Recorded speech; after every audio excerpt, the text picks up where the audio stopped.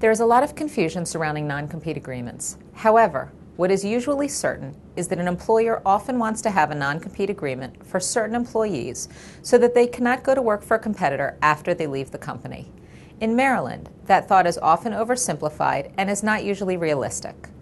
Judges and the laws behind their decisions believe in an individual's basic right to earn a living and in our free society to work for whomever they choose. If an employee agrees to give up those rights by signing a non-compete agreement, Maryland courts look to be sure that the non-compete is fair, that the individual knowingly consented to give up his or her rights, and that the non-compete is necessary to protect an important business interest of the employer. The last point, the necessity to protect an important business interest, is key, and that an employer must prove that the non-compete is necessary to either 1.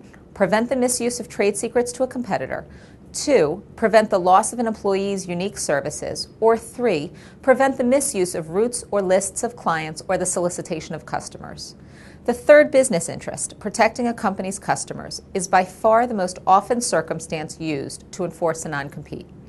If it is determined that a non-compete agreement is drafted to protect an employer's legitimate business interest, it still must have been drafted fairly or reasonably under the circumstances.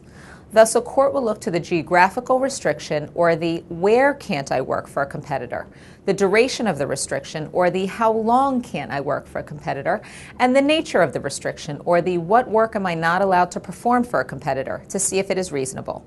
The more broad these answers, the less likely the restriction will be enforced. Thus, when it comes to a non-compete agreement, it is very important to focus on what is necessary for the good of the company.